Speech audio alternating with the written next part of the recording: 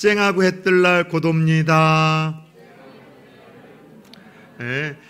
지난 한 주 장마 아닌 장마처럼 비도 오고 흐렸지만 그래도 해는 뜨더군요.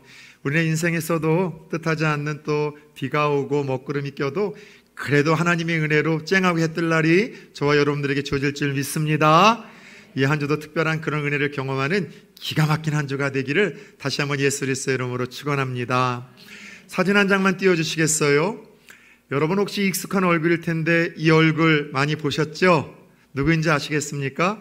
이름은 조금 잘 모르시겠지만 많이 본 방송인 최선규 아나운서입니다. 상당히 신앙이 좋은 믿음의 사람인데요. 이전에 섬겼었던 교회의 한 가족이었었습니다. 이분이 곳곳을 다니며 이제 복음도 전하시고 TV에서도 어떻게 예수를 믿게 되었는지에 대한 간증을 들려주시는데 제가 참 많은 감동을 받았어요. 이분은 불교 집안에서 태어난 그런 불심 가득한 분이셨습니다. 할머니가 세상에 교회를 얼마나 불심이 강하신지 3개나 세우시고 3개를 소유하실 만큼 그런 불교 가정이었어요. 게다가 이분은 대학교 때 불교 전교 회장으로 역임을 하셨고 길거리를 지나다니다가 노방 전도를 하는 사람들 보잖아요. 특유의 이 말 재치와 논리력을 가지고서 박사를 내야지만 막 성이 풀리는 그런 분이셨어요. 그런데 이분이 어떻게 예수를 믿게 되었는지 그 스토리가 참 흥미롭습니다. 오늘 아침 생방송을 끝내고 사무실로 갔더니 메모 하나가 이 책상에 날라온 거예요. 뭐라고 쓰여 있는가 하면 딸, 교통사고, 생명위독, 강남 성심병원 응급실. 하나밖에 없는 그 딸이 집 앞에서 모래놀이를 하고 있었었는데 2.5톤 트럭이 아이를 보지 못하고 후진하다가 아이를 밟은 거예요. 그런데 운전수가 무언가 털컥하는데 그냥 땅에 떨어져 있는 돌이나 그런 건 줄 알고 한 번을 더 밟고 지나가서 이 어린아이가 2번이나 2.5톤 트럭에 그렇게 밟히고 응급실에 실려갔던 것입니다. 이제 여의도 방송국에서 방송 마치자마자 강남으로 가는데 그날따라 그렇게 이 고통 체증이 밀리더래요. 그런데 그 위급한 상황 속에서 이 최선규 집사님이 찾았던 신은 평생 자기가 알고 지내왔었던 부처님이 아니라 생판 모르고 자기가 증오하던 하나님을 찾고 있더라는 거예요. 하나님, 당신이 정말 살아계시다면 그 증거를 보여주옵소서. 당신이 살아계시다면 내 딸 한 번만 살려주세요. 설령 데려간다 할지라도 내 품에서 눈을 감을 수 있도록 조금만 생명 연장해달라고 그런 기도를 드리며 엉 울면서 그렇게 강남으로 향한 겁니다. 50분여 만에 병원에 도착하자마자 기다리고 있었던 것은 이미 죽어서 싸늘하게 천이 덮여있는 딸의 죽음이었었어요. 그 딸을 안고서 정말 오해를 하며 엄청 울었다고 합니다. 하나님 살아계시다면 살려달라고. 부처님이 아니라 왜 그랬는지 모르겠는데 하나님을 그렇게 찾았다는 거예요. 하나님 한 번만 살려달라고. 근데 순간 느낌이 온기가 오는 것 같았고 아이가 갑자기 후 하면서 숨을 쉬더라는 거예요. 급히 병원 의사들을 불렀더니만 사망 진단을 받았던 아이가 기적적으로 살아난 거죠. 그리고 이와 같은 기적의 사건을 통해서 온 그 불심이 가득했던 집안 식구들이 하나님 앞에서 그가 서원했던 것처럼 예수를 믿게 되었던 것이죠. 살려만 주신다면 하나님 뭐든 다 하겠습니다. 하나님 내 딸만 살려주시면 뭐든 다 하겠다는 그 서원을 따라 지금까지도 감사한 마음으로 방송인이지만 이곳저곳을 다니면서 복음을 증거하는 그 역할을 감당하는 자신이 되었노라고 간증을 하더라는 것이죠. 우리 하나님은 살아계신 줄 믿습니다. 흥미로운 것은 오늘 함께 읽었던 본문에도 그런 기쁨을 경험한 또 다른 사람, 죽은 줄 알았었던 자식이 돌아오는 큰 기쁨을 경험하고 만끽하는 한 사람이 등장을 합니다. 우리는 계속해서 은혜의 손길로 빚어가시는 하나님이라는 시리즈 제목으로 믿음의 족장 중에 우리와 가장 친근한 야곱이라는 인물에 대해서 함께 살펴보고 있습니다. 야곱은 평생 몇 명의 아들을 두었을까요? 그렇죠. 왜 끕니까? 딱 깔끔하게 거기서 답을 해야죠. 몇 명이죠? 12명. 그래서 그 12명이 지금까지도 이스라엘의 12지파의 여러분 시발점이 된 것 아니겠습니까? 그런데 모든 부모님들은 공감하실 거예요. 자녀들이 여럿 있지만은요, 그때그때마다 조금씩 바뀌긴 하지만 편애하는 자녀들이 더 있습니다. 예를 들어서 더 부모 말 잘 듣거나 혹은 아픈 자녀들이 있으면은요, 더 측은지심이 생기고 마음이 가죠. 그런데 이상하게도 야곱도 12명의 아들들 중에 특별히 편애하는 아들이 하나 있었습니다. 누구였는지 아시죠? 누구죠? 꿈쟁이 요셉. 이 11번째 아들 요셉을 야곱은 특별히 사랑했어요. 왜 그런가 하면 야곱이 특별히 사랑했던 라헬이라는 여인을 통해서 얻은 첫 번째 아들이었었고, 게다가 이 요셉이 어렸을 때 라헬이 죽었어요. 그러다 보니 엄마 없이 자라나는 아이를 보면서 그런 불쌍한 마음도 있었기에 더 편애를 했죠. 그래서 여러 아들들이 있었지만 야곱은 요셉에게만 채색옷, 지금으로 이야기를 하자면 색동저고리인데 그냥 예쁘고 화려한 옷의 의미가 아니라 채색 옷을 입은 아들은 후계자의 의미가 있었습니다. 특별히 편애하죠. 후계자로까지도 아버지가 특별히 그 아이를 챙겨주죠. 그러니 자연스럽게 남은 아들들이 그 요셉을 어떻게 대하겠어요? 시기와 질투의 대상으로 대하는 거죠. 게다가 요셉의 어린 시절이 조금 성숙했으면 좋으련만 인격이 조금 모났던 것 같아요. 형들이 무언가 잘못을 하잖아요. 쪼르르 아버지에게 달려가서 아버지, 형이 이런 짓을 했어요. 형이 이렇게 나쁜 짓을 했어요. 형들이 하는 실수와 잘못에 대해서 쪼르르 달려가 아버지에게 고자질을 하니 세상에 어떤 형제들이 그를 이뻐했겠습니까? 그러던 어느 날 먼 곳에서 양을 치는 형들의 안부를 물으러 떠난 길에서 형들의 손에 의해 이 요셉은요, 이제 외국으로 노예로 팔려가게 됩니다. 다른 이도 아니라 피부치들의 손에 의해서 인신매매 당해서 그렇게 여러분 노예로 팔리게 되어진 것이죠. 그리고 아들들은 천연덕스럽게 피 묻은 옷을 가지고 와 아버지 야곱에게 내밀며 이런 이야기를 하죠. 아버지, 요셉이 우리에게 오다가 짐승 만나 찢겨 죽인 것 같습니다. 그래서 이 옷을 보십시오. 천연덕스러운 그 야곱의 아들들의 이야기를 야곱은 다 믿어버렸고 그 후로 야곱은요, 눈물과 한탄으로 인생을 보내게 됩니다. 이걸 보면은요, 참 그 자녀들이 알게 모르게 부모를 닮아가는 것 같아요.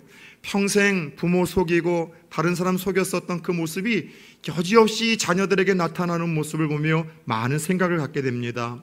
한편 형들의 미움과 형들의 손에 의해서 애굽으로 팔려간 이 요셉의 삶은 어떻게 여러분 진행이 됐을까요? 노예 생활을 하며 많은 우여곡절을 겪었지만 하나님의 특별한 은혜로 애굽의 총리 바로 왕 다음 2인자 자리에 그가 오르게 됩니다. 그리고 온 땅에 7년간의 대흉년이 찾아오게 되죠. 야곱이 사는 가나안 땅에도 흉년이 찾아왔는데 소문의 애굽 땅은요, 이 흉년 대비를 잘해서 그 땅에는 먹을 양식이 있다는 소문이 들린 거예요. 굶어 죽게 생긴 야곱이 아들들을 애굽으로 보냅니다. 애굽에 먹을 양식이 있다고 하니 가서 구해와라. 그래서 야곱의 아들들이 애굽으로 내려갔다가 누구를 만납니까? 자기들이 미워서 팔았던 그 동생 요셉이 버젓이 살아있는 것만이 아니라 애굽의 2인자 총리가 되어진 것이죠. 총리가 된 요셉은 형들의 과거 잘못을 다 용서하고 앞으로도 이 흉년이 몇 년 더 할 거라고 하나님이 말씀하셨습니다. 형님, 이 아버지와 함께 이 애굽으로 와서 편안하게 이곳에서 이제 정착하고 이민하고 함께 삽시다. 그리고 바로 왕도 그 소식을 듣고 자신의 수레를 이 야곱에게 보내어서 이 애굽 땅으로 초대를 하는 장면이 이제 지난주 창세기 35장 이후로 오늘 함께 읽은 46장 사이에 약 대략 10장 가운데 스토리라고 할 수 있습니다. 야곱의 입장에서 한번 생각해 봅시다. 죽은 줄만 알았던 요셉이었었습니다. 그래서 그 아들 때문에 평생 부모는 자식이 죽으면 가슴에 묻는 법인데 평생 슬퍼하고 탄식을 하다가 여러분 갑자기 아들이 살아있다는 소식을 듣습니까? 그 소식이 믿어질 수 있겠습니까?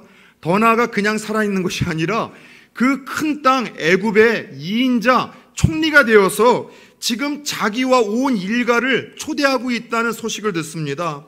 처음엔 믿지 않았겠죠. 그러나 삐까번쩍한 왕의 수레를 통해서 아들들이 가지고 온 온갖 금은 보화를 통해서 그 사실이 믿어져서 이제 야곱은 애굽으로 떠날지 그러지 말아야 될지의 딜레마에 빠지게 됩니다. 인간적으로는 하루라도 빨리 가고 싶었겠죠. 누구 때문에요? 요셉 보고 싶어서. 그리고 여러분이 요셉을 보고 싶어서 빨리 가고 싶었지만 이상하게도 성경을 보면은 이 야곱이 쉽게 이 이민의 발걸음을 떼지 못합니다. 두려움 때문에 그랬었던 것 같아요. 가나안 땅을 떠나서 애굽으로 내려가는 것이 하나님 뜻을 어긋나게 불순종하는 것은 아닌가? 그런 불안함과 두려움이 야곱에게 있어서 아들이 살아있고 그 땅의 왕과 아들이 초청함에도 불구하고 쉽게 그 땅을 떠나질 못하는 야곱을 만나게 됩니다. 사실 야곱에게는 트라우마가 하나 있어요. 이민 트라우마라고 해야 될까요? 자신의 할아버지 바로 아브라함 때도 그랬고 자신의 아버지 이삭도 그 가나안 땅에 기근이 왔을 때 먹고 살려고 애굽으로 내려갔던 경험이 있어요. 우리 그 말씀을 연초에 함께 나눴었는데 다 멍 때리고 있어요. 그랬었는가? 그랬었어요, 여러분. 연초에 그 아브라함과 이삭이 그 흉년의 때에 하나님에게 묻지도 않고 애굽으로 갔다가 큰 곤욕을 치르고 돌아왔었던 이야기를 함께 나눈 적이 있습니다.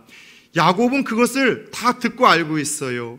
게다가 야곱 자신도 고향을 떠나 객지 생활 20년을 하면서 진짜 고생이란 고생은 다 해봤기 때문에 100살이 넘어서 정든 고향을 떠나 그 애굽으로 간다는 것이 얼마나 불안하고 두려웠는지 아마 우리는 여러분 이 예측이 가능합니다.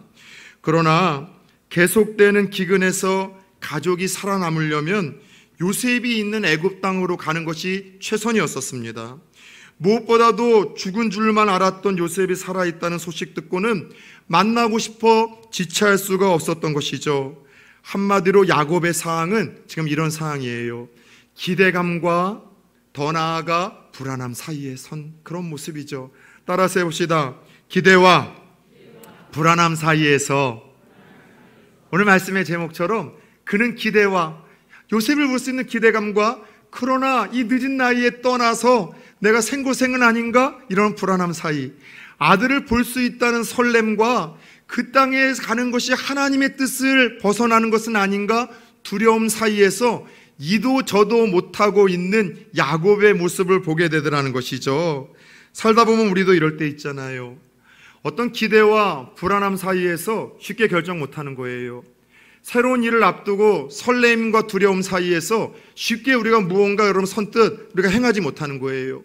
결혼, 어떠한 창업, 이직, 새로운 도전 혹은 진로 선택을 앞두고 기대도 되지만은 실패할까 봐 불안한 거예요.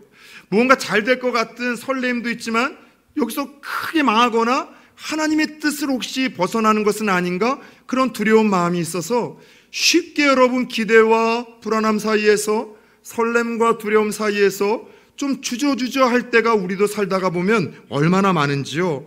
오늘 이것이 야곱이 처한 상황이라는 것이죠. 혹시 우리 성도님들 중에도 그런 분들이 있으십니까? 그럴 때 우리 믿음의 사람들은 어떻게 행동해야 될까요? 어떻게 여러분 우리는 반응해야 될까요? 오늘 이 기대와 불안함 사이에서 설렘과 두려움 사이에서 야곱이 걸어갔던 인생길을 들여다봄으로 인하여 우리도 어떻게 행해야 하는 것이 하나님의 뜻인지 여러분 그 지혜를 함께 여러분 배워갈 수 있는 시간 되기를 축원합니다. 첫 번째는 따라서 해봅시다. 우선 멈추십시오. 예요. 우리 안에 기대도 있고 설렘도 있지만 자꾸 그거 못지않은 불안함과 두려움이 있다면, 걱정이 있다면 잠깐 멈추세요. 이 관성의 법칙이라는 것은 우리의 삶 영역 곳곳에 이상하게 작동이 될 때가 참 많아요. 똥꼬집으로 자꾸 무언가 불안하고 두려운데도 확실치 않은데도 강행을 했다가 큰 낭패나 혹은 부끄러움을 당하는 일들이 우리의 삶 속에서 크고 작게 참 많이 일어나더라는 것이죠. 정확히 제가 수술을 하고 병원 생활을 한 지 한 1년이 되었습니다. 딱 요맘때 수술하고 이제 병원에 이제 있었었죠. 되게 부끄러운 제 에피소드 하나를 오늘 처음 공개를 합니다. 병원에서 뭐 수술 후에 통증도 무통제 맞으니까 이길만 하고, 병원밥도 저는 뭐 잘 먹다 보니 왜 이렇게 맛있는지요. 병원에서 보는 TV들은 다 재밌고요, 계신 분들이 다 좋은 분들이라 그분들하고 수다 떨고 짜장면 시켜 먹고 막 너무 즐겁더라고요. 그런데 그 병원 생활이 정말 힘들었던 한 가지 이유가 있었었는데, 커피를 너무 마시고 싶은데 커피를 마실 수가 없는 거예요.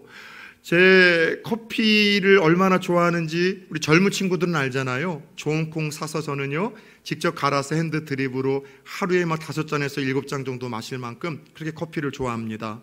그런데 이 코로나 때문에 가족들도 함부로 오질 못하니 커피는 마시고 싶은데 마실 수 없으니까 이게 사람이 막 미치고 팔딱대겠는 거예요. 카페인 중독이 좀 알게 모르게 있었던 것 같아요. 그런데 사람은요, 무언가 하고자 하는 간절함이 있으면은요, 이 속된 말로요, 이 무언가 엉뚱한 행동도 하더라고요. 꼼짝도 못하던 제가 이틀 만에 휠체어를 가져다가 여러분 아주 힘겹게 앉아가지고서 그 안에서 조금 연습을 하니까 방향 조절이나 이게 조금 익숙해지더라고요. 7층의 입원실에서 1층으로 딱 내려갔죠. 나름 한 6시쯤 가니까는 이제 문을 다 닫을 때라 또 환자들도 없더라고요. 저희 병원에는 1층 현관문 옆에 카페가 있는데요. 문제는 딱 갔더니만 카페는 열어서 참 다행인데 계단으로 조금 이렇게 높아서 되어 있고 한쪽으로 환자들을 위해서 휠체어를 밀고 올라가라고 이렇게 언덕으로 경사가 졌는데 저 혼자서는 이 누군가 밀어주는 사람 없이는 도저히 카페에 못 들어가겠더라고요. 그러면은 돌아와야 되는데 제 똥꼬집 알잖아요. 한번 하면은 끝장을 보려고 하는, 안 되면은 되게 하려고 하는. 그래도 마시고 싶어서 별 생각을 다 쓴 거예요. 누구한테 밀어달라고 좀 사람 찾으려고 했더니 아무도 없고, 그러더니 제가 혼자 밀고 가자니 이거 넘어지거나 사고가 날 것 같은데 거기서 멈췄으면 좋으련만 도전하자. 그래서 어떻게 했는가 하면은요, 한 10m 뒤쪽에서부터 열심히 속도를 내가지고 그 가속도로 힘을 빵 내면 아마 올라갈 수도 있지 않을까, 제 힘을 믿고 머리를 믿은 거죠.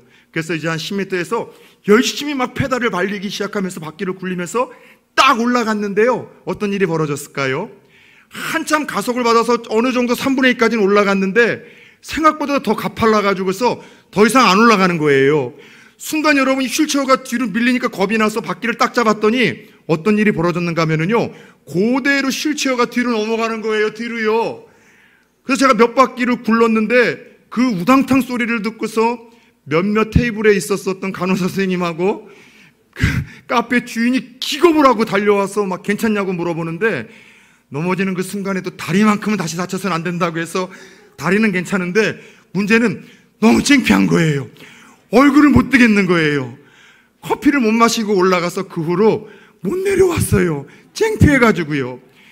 무언가는 불안하고 두려우면은 좀 멈추는 법도 배워야 되는데 쓸데없는 고집으로 여러분 강행을 하려고 하는 모습이 제게만이 아니라 때때로 영적인 생활 가운데 우리 모두에게도 있는 것 아니겠습니까? 다른 사람이 막 불안해요. 여보, 잠깐만 좀 멈춥시다. 천천히 합시다. 그런데 여러분, 불안하고 두려움에도 불구하고 불확심에도 불구하고 막 밀어붙이다가 큰 실수와 실패를 하거나 부끄러움을 당하는 일들이 여러분 때때로 성도님들의 삶 속에서 상담하다 보면은 의외로 많다라는 것이죠. 여러분 잘 들으셔야 돼요.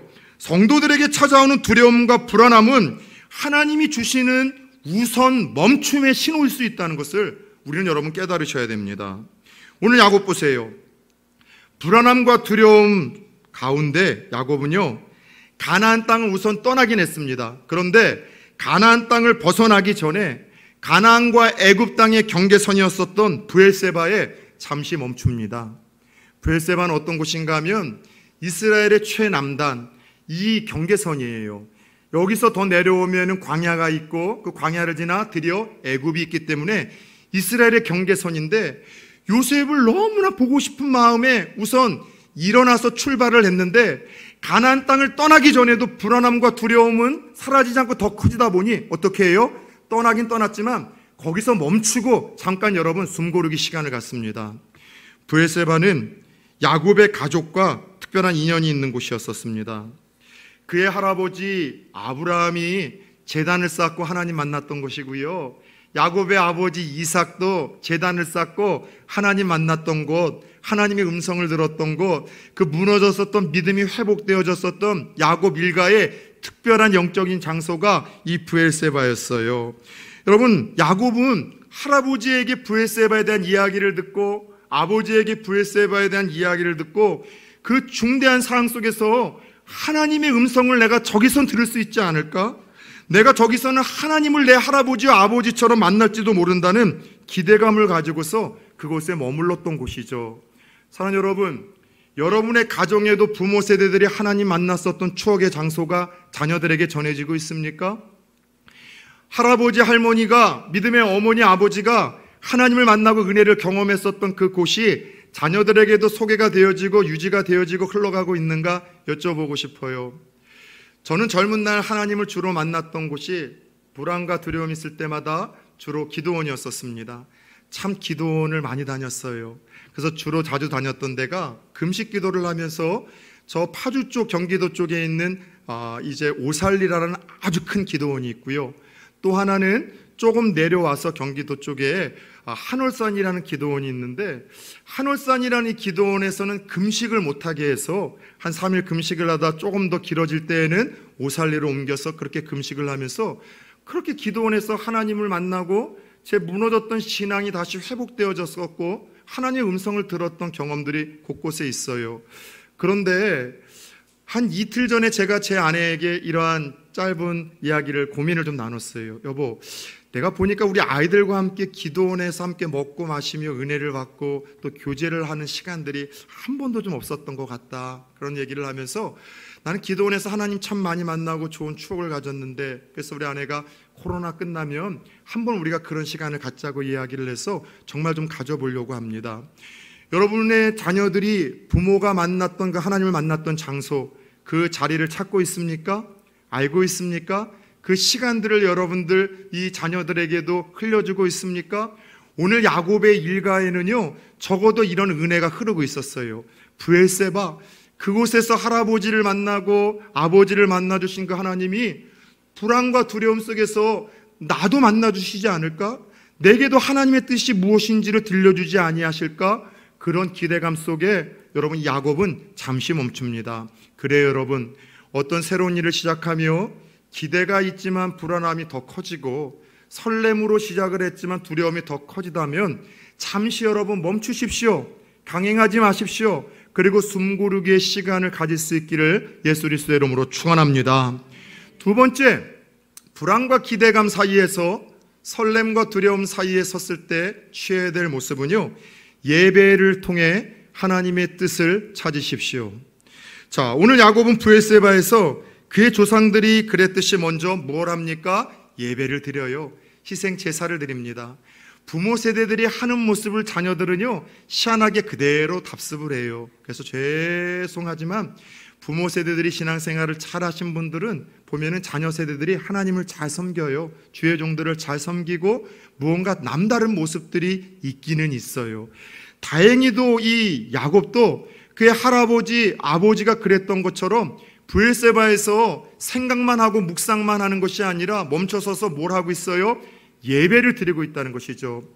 여러분, 우리가 어떤 일들을 하다가 두렵고 불안할 때 잠시 멈추는 것 아주 중요합니다. 그러나 멈춰서 생각만 하기 시작하면은요, 이 부정적인 생각이 우리를 지배하기 시작을 해요. 불신앙적인 생각, 세상적인 생각, 인간적인 생각.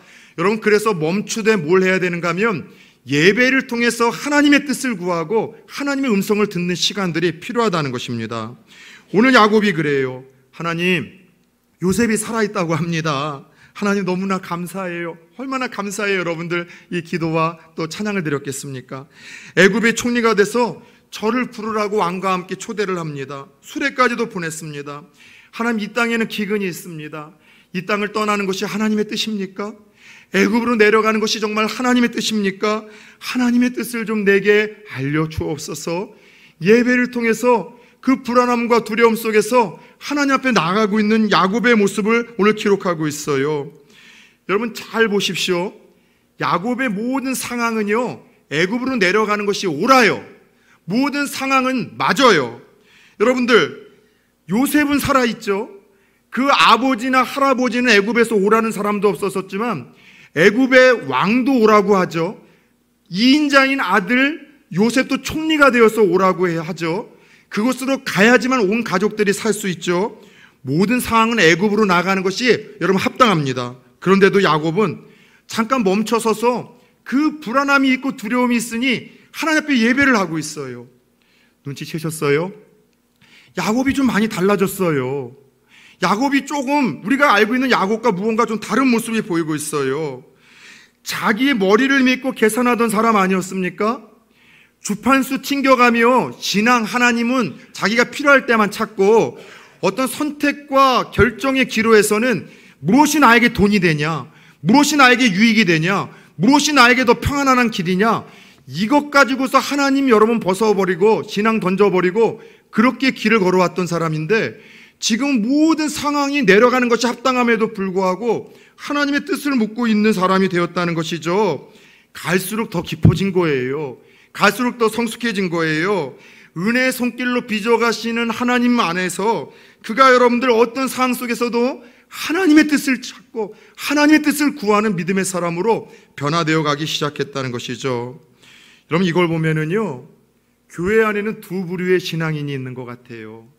하나님을 이용하려고 하는 종교인이 있고 정말 하나님을 사랑해서 섬기려고 하는 신앙인이 있습니다. 불편하죠? 어쩔 수 없어요. 하나님을 이용해 먹으려고 하는 종교인이 있다니까는요. 그러나 하나님을 정말 사랑해서 섬기려고 하는 신앙인이 있어요. 어떻게 신앙인과 종교인이 구별되느냐? 언제 구별되느냐? 자주 말씀드렸듯이 첫 번째는 고난의 때에 드러나요. 위기의 때에 여러분 그 신앙의 유무와 신앙의 진위가 여러분이 고난의 때, 위기의 때에 그가 종교인이냐 신앙인이냐 반드시 드러나게 되더라는 것이죠. 지난주에도 그 집회를 했었던 그 교회 목사님이 인천 쪽이 지금 얼마나 교계가 어려운지 안타까움을 호소하며 또 부산에 대한 안부도 여쭙고 또 같이 기도 제목을 이렇게 나누시더라고요. 서울이나 경기, 인천은 확진자들이 너무 많고 또 주로 젊은 세대들이다 보니 코로나 팬데믹 속에서 교회를 떠났음에도 불구하고 돌아오시는 분들이 지금까지 너무 적다는 거예요. 저희 교회는 그래도 얼추 한 75에서 80% 정도, 일부 때도 한 이 정도 지금 모였었거든요. 많이 회복이 됐죠. 정말 하나님 사랑하시는 분들이에요. 여러분들 정말 이거 자체가 그냥 우스갯소리가 아니라 하나님을 정말 신실하게 섬기시는 분들이라니까요. 근데 서울, 인천은요 지금 문 닫는 교회가 너무 많다는 거예요. 이런 걱정이 들릴 때마다 마음이 참 많이 아파서 기도를 하면은 하나님이 조용히 좀 이런 생각을 갖게 하세요. 하나님의 음성은 아닌데 생각이에요. 어쩌면 이게 잘 되어 가는 건지도 너 몰라. 어쩌면 이것이 성경대로 되어 간다는 거 너 혹시 네가 알 수 있냐? 왜냐하면 마지막 때는 더 예배하기가 힘들고 모이기가 힘들고 하나님 믿는 사람이라고 자기 자신을 오픈하는 것이 더 힘들어지는 시기가 반드시 온다라고 하나님 말씀하셨거든요. 그런데 코로나 팬데믹을 통해서 마지막 때 교회 안의 성도들 가운데 양과 염소가 드러나고 알곡과 쭉정이가 드러나게 될 그 상황들을 하나님이 앞서 리허설을 좀 경험하게 하시는 것이 아닐까 싶어요. 더 예배드리기 힘들 텐데요. 더 모이기 힘들어진다니까는요. 대놓고서 이제는 미움이 아니라 테러의 대상이 될 거라니까는요. 여러분 그런 상황 속에서 누가 정말로 하나님을 끝까지 사랑하고 섬기는 참된 신앙인인지 혹은 위기와 고난의 때에는 나 먹고 살기 위해서 하나님을 버리는 사람인지 여러분 드러난다는 것이죠. 고난과 위기의 때에 종교인과 신앙인은 드러날 수밖에 없습니다. 더 나아가 종교인과 신앙인이 드러나는 때는요 선택의 때예요. 내가 어떤 딜레마 속에서 뭘 선택하고 어떤 길을 선택하냐에 따라서 그 사람이 정말 종교인이었는지 신앙인이었는지가 드러나게 됩니다. 아시다시피 저는 오랜 세월 청년들과 함께 더불어 살았던 목사 아닙니까? 근데 저는 제가 자주 일관성 있게 청년들에게 한 얘기가 있어요. 여러분의 신앙은 지금 보이는 것이 진짜 신앙 아니다. 여러분의 신앙은 배우자를 선택할 때 그 진위 여부가 드러납니다. 배우자를 선택하는 그 과정을 보면 신앙의 진위 여부가 드러난다는 얘기를 제가 많이 해요. 근데 여러분 그 선택할 때 정말 종교인인지 신앙인지 드러나는 그 모습이 여러분 청년들에게만 그러겠습니까? 어른들도 마찬가지예요. 내가 무엇을 선택하고 무엇을 결정하냐에 따라서 하나님을 이용하며 살아가는 종교인인지 정말 하나님을 사랑하고 섬기려고 하는 신앙인인지 불편한 진실이지만 드러나게 되더라는 것이죠. 오늘 야곱을 보십시오. 여러분, 하나님의 뜻을 구하기 위해서 여러분 먼저 멈춥니다. 그리고 하나님의 뜻을 겸허하게 예배 가운데 여러분 구하기 시작을 합니다. 유익한 쪽, 내게 여러분 돈이 되고 내게 여러분 편안한 길이 아니라 하나님의 뜻을 구하는 야곱의 모습을 보십시오. 성도님들 중에 그런 분들이 있어요. 혼자 결정은 다 해놓고서 여러분 기도해달라고, 이게 기도해달라는 부탁인지 혹은 기도 안 해주면 알아서 하라는 협박인지 모르겠는데 결정은 다 해놓고 던지시는 분들이 있어요. 저를 무당으로 만드는 것 아닙니까? 자기가 결정 다 했으니까 목사는 축복만 하라는 거예요. 그 뜻이 맞게끔. 여러분, 이게 아주 위험한 발상이고 위험한 생각이라는 거 아세요? 하나님의 뜻을 함께 구해야죠. 하나님의 뜻이 그 길이 맞는지 함께 기도해달라고 이야기를 해야죠. 근데 자기가 선택 결정은 다 해놓고서 목사에게는 기도만 해달래요. 그러고 나서 나중에 하나님의 뜻이 아니어서 안 될 경우, 어려울 경우 어떻게 하시는 줄 아세요? 하나님은 원망이에요. 하나님 참 억울할 것 같아요. 하나님은 응답도 안 하고 그걸 하고 말씀도 안 하셨는데 자기가 선택하고 결정하고 자기가 그런 안타까운 상황을 맞이하고서 자기 책임이 아니라 하나님 책임으로 돌리니 하나님은 얼마나 억울하겠습니까? 이런 일들이 종종 있어요. 여러분들, 어떤 선택과 결정 가운데 내가 선택하고 결정 다 해놓고서 하나님은 축복만 해달라고 한다면 하나님을 이용하려고 하는 종교인들 아닙니까?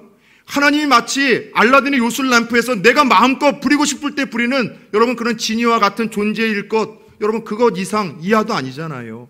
자, 여러분, 불안함이 기습하고 두려움이 엄습할 때마다 멈춰 서십시오. 그리고 멈춰 서서 무엇보다도 예배로 그 두려움과 불안함을 여러분들 극복해 나가십시오. 답답할 때 드리는 게 예배입니다. 믿으십니까? 두려울 때 드리는 게 예배입니다. 여러분들 죽고 싶을 때 드리는 게 예배입니다. 앞날에 대해서 불편해가지고서 여러분 걱정이 될 때 그때 드리는 것이 예배예요. 오늘 야곱은 적어도 하나님을 종교인에서 이제 여러분 신앙인이 되어 섬기는 성숙한 모습을 우리들에게 보여주고 있습니다. 다시 한번 여쭙겠습니다. 선택과 결정의 기로에 서신 분들 서두르지 마시고 멈추십시오. 아직까지 불안함이 있다면, 두려움이 있다면 잠시 멈추십시오. 그리고 멈춰서 예배의 자리를 찾으십시오.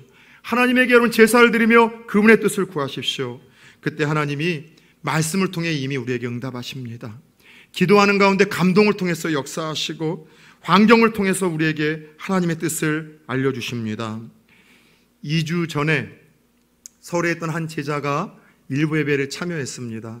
인생의 중요한 이제 후반전을 앞두고 선택과 결정을 하기 위해서 이제 지들 곁을 떠난 6년이나 된 목사를 영적인 아비라고 찾아왔어요. 그런데 그거보다도 일부 예배를 같이 드리고 싶어서 첫 비행기를 힘들게 타고서 그렇게 택시를 타고서 이제 왔어요. 예배 드리고 싶어서 함께. 그리고 그날 주일날 제가 바쁘니까 이제 제가 이야기할 시간이 좀 없었었고, 더 나아가 또 이 친구도 또 먼저 선약이 된 게 있어서 그 다음날 만나기로 했는데, 그 다음날 만나서 교제할 때는 이미 이 친구가 저를 통해서 듣기를 원했었던 하나님의 뜻에 대한 음성을 다 들었어요. 무엇 가운데 들으셨는지 아세요? 그날의 예배를 통해서 하나님 자기의 문제점을 보게 하신 거예요. 내가 왜 불안한지, 왜 두려운지, 왜 요즘에 되는 일이 없는지 그 문제점을 하나님께서 발견하게 하시고, 그 문제점을 하나님께서 발견하게 하셨을 뿐만이 아니라 자신의 삶에 하나님 무엇을 원하시는지에 대한 명확한 그 하나님의 음성을 예배 가운데 듣고 이미 다 해결된 상태에서 함께 교제를 하더라는 것이죠. 사랑 여러분, 답답할 때 하는 게 뭐라고요? 예배라니까는요. 두려울 때 하는 게 뭐라고요? 예배라니까는요. 앞이 보이지 않을 때 하는 게 뭐라고요? 예배라니까는요. 심심할 때 하는 게 뭐라고요? 예배라니까는요. 그럴 때 하나님께서 우리에게 그분의 뜻을 보이시고 그분의 음성을 들려주시고 우리에게 필요한 때를 따라 돕는 은혜를 부어주신다는 사실을 오늘도 예배의 자리를 찾는 우리 성도님들에게 하나님께서 경험케 해주시기를 예수 그리스도의 이름으로 축원합니다. 끝으로 기대와 불안함 사이에서 두려움과 떨림 사이에 있을 때 야곱이 했었던 것은요, 하나님이 응답하실 때까지 제단을 쌓았습니다. 응답하실 때까지 머물렀다는 것이죠. 자, 야곱이 이곳에서 한 번 예배를 드리고 하나님의 음성을 들었던 것이 아니에요. 그가 1절 하나님께 희생 제사를 드렸다는 이 말씀을 히브리어 원어를 보면은요, 복수형으로 쓰여져요. 계속해서 하나님이 말씀하실 때까지, 그 뜻을 확실하게 깨닫게 하실 때까지 계속해서 반복해서 예배를 드리고 예배와 기도를 하며 그곳에 머물렀다는 것입니다. 여러분, 왜 우리가 지속적으로 예배의 자리에 머물지 못할까요? 왜 지속적으로 기도하지 못할까요? 왜 우리가 지속적으로 하나님과 함께 하지 못할까요? 다른 이유 아니에요. 첫 번째, 지속적으로 예배하고 기도하고 하나님과 머무는 거는요, 우리의 본성을 거스리는 가장 힘든 일이에요. 다시 말해서 마귀가 온 집중을 하고 온 신경을 써서 방해하는 가장 중요한 영역이기 때문이에요. 왜요? 예배드리면 성도가 변하는데요, 예배드리면 하나님 닮아가는데요, 예배드리면 하나님 뜻을 깨닫는데요, 예배를 드리면 어떻게 해서 은혜를 받는 거거든요. 예배를 드리면 믿음이 자라거든요. 그런데 여러분, 시퍼렇게 눈을 뜨고 있는 마귀가 그것을 지켜보고 있겠습니까? 어떻게 해서라도 변화되지 못하게 만들어야죠. 어떻게 해서라도 여러분도 성숙하지 못하게 만들어야죠. 어떻게 해서라도 은혜 받지 못하게 만들어야죠. 어떻게 해서 세상 사람 똑같이 살아가게 만들어야죠. 그러기 위해서 하는 거는요, 온갖 방법으로 예배를 방해하는 것, 기도의 자리를 머물지 못하게 하는 것, 하나님과 교제하지 못하게 하는 것, 마귀가 하는 일은요, 온갖 보이지 않는 삶의 영역 속에서 이거에 여러분은 집중하고 있어요. 우리의 여러분 본성을 거스르는 일, 가장 치열한 싸움이 예배의 자리에 나가는 거예요. 오늘 예배의 자리에 나오기까지 얼마나 치열한 싸움들을 여러분 싸우셨습니까? 말씀을 듣는 것까지도 치열한 싸움을 싸워야 된다니까는요. 말씀이 안 들려요. 우찌모라 간조 목사님이 이야기했던 최고의 그리스도인의 저주가 뭐라고요? 하나님의 말씀이 안 들리는 것이 저주라니까는요. 못 듣게 하는 거예요. 여러분들, 이것이 본성을 거스르는 일이기 때문에 힘든 거예요. 지속적이지 못하게 만드는 거예요. 더 나아가 우리의 예배가 지속적이지 못하고 기도가 지속적이지 못한 것, 다른 게 아니라 하나님의 침묵을 견디지 못하는 거예요. 한 번에 예배를 드려서 응답하시면 좋고, 기도하시면 계속해서 그 자리에 머물겠지만 기도에도 응답이 없는 거예요. 예배 드려도 삶에 큰 변화가 없어요. 그러다 보니 하나님의 침묵이 견디기 힘들어서 우리는 여러분들 예배의 자리, 기도의 자리를 갖지 못하는 거죠. 마치 지난주 여러분 끝내 멸망의 길을 걸었던 사울왕의 말로였었죠. 전쟁을 앞두고 두려워서 기도했지만 꿈으로도 환상으로도 선지자로도 하나님 말씀하시지 않으셨죠. 하나님이 말씀해봐야 듣지 않았었던 사울의 패턴 때문에 더 이상 말씀을 들려주실 필요가 없었던 거예요. 그런 하나님의 마음을 알고 침묵하시는 듯이 자신의 이런 불순종의 삶이라는 것 때문에 철저히 회개하고 매달려야 되는데, 하나님의 침묵을 견뎌하지 못했던 사울왕이 취한 방법이 뭡니까? 자기가 쫓아냈었던, 하나님이 가장 가증스러워했었던 우상을 찾아가, 무당을 찾아가 여러분 사무엘의 귀신에 홀려서 여러분 망할 길로 걸어갔었던 사울왕의 모습 보지 않았습니까? 왜 많은 사람들이 기도의 자리에, 예배의 자리에 오래 머물지 못해요? 본성을 거스르는 일만이 아니라 하나님의 침묵을 견뎌하지 못하기 때문이에요. 오늘 야곱도 마찬가지였어요. 한 번 제사 드리고 하나님의 뜻을 알려주신 것이 아니라 복수형으로 쓰였다는 것은 계속해서 그날 하루 종일 예배를 드리고 또 묻고 또 구했고, 하나님은 그 간절함에 응답하여 그래도 그날 저녁에 그를 찾아와 그에게 하나님의 뜻을 알려주셨죠. 어떻게 알려주셨습니까? 두려워 말라. 왜? 내가 너와 함께 할 거야. 내 노년을 평안케 할 거야. 내 자손을 번성케 할 것이고 내가 반드시 너와 함께 돌아올 거다. 그러니 애굽으로 내려가도 좋다.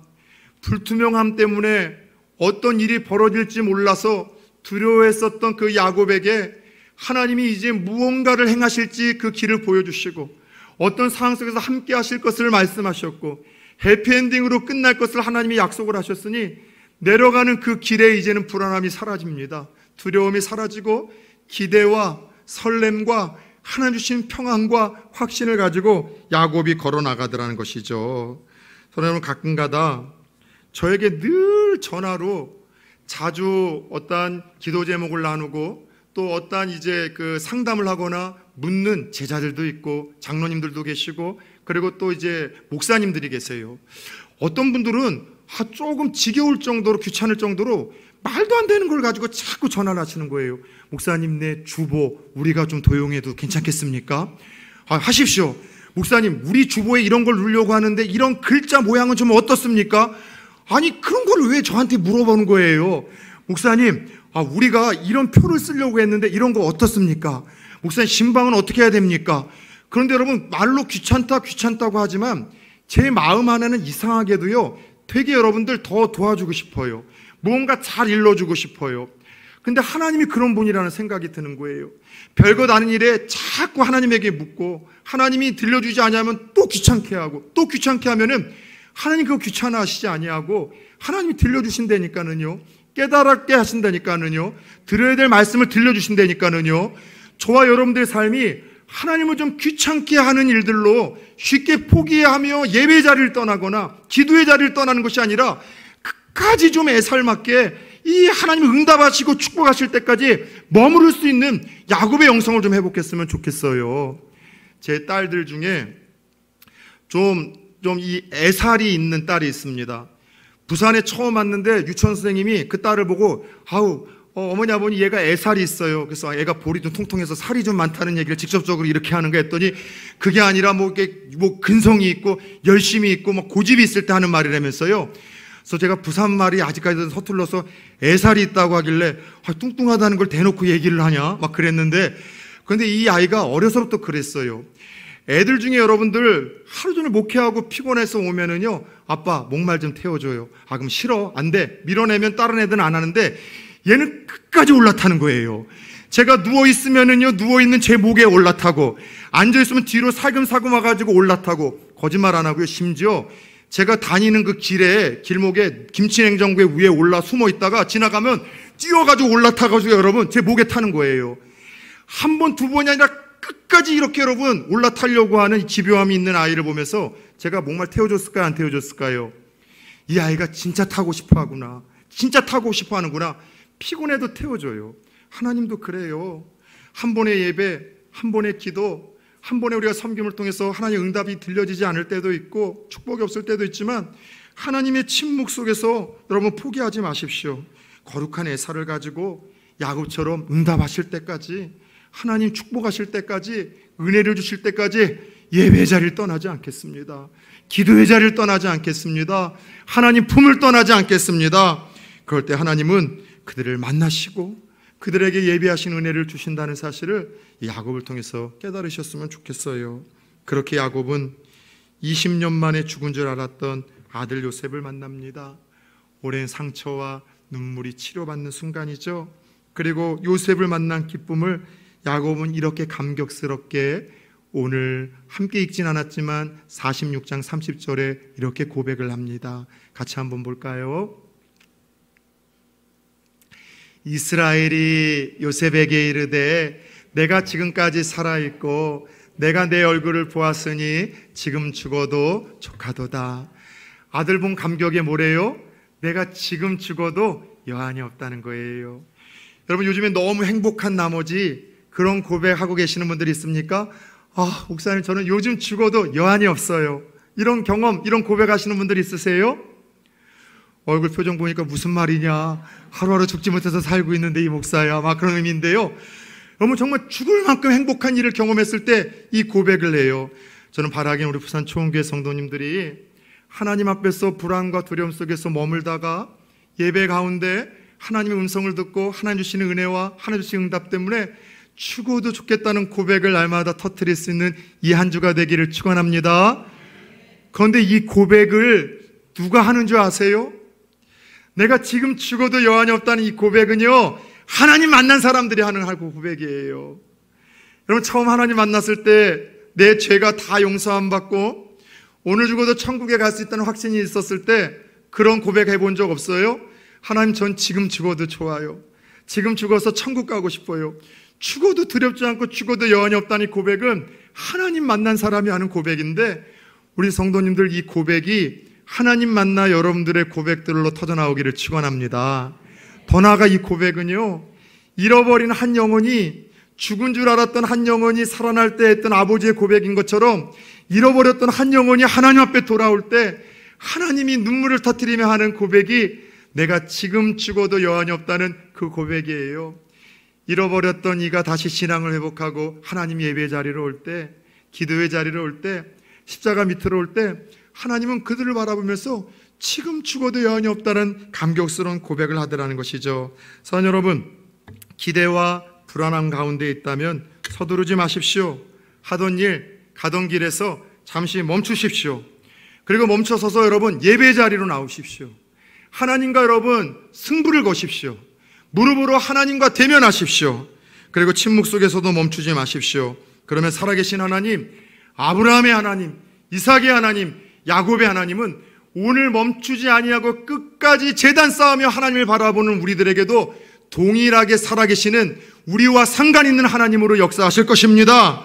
그분의 뜻을 알려주실 것이고 마침내 우리를 축복하셔서 기대가, 설레임이, 평안함이 우리 안에 있는 모든 불안함과 두려움과 모든 여러분 절망을 밀어내고 더 우리 안에 자리 잡을 수 있도록 그분이 은혜를 베풀어 주실 것입니다. 이 한 주도 그런 기대와 설렘과 하나님의 평안함을 내 것으로 삼으며 하나님과 동행할 수 있는 성도님들 다 될 수 있기를 예수 그리스도의 이름으로 축원합니다.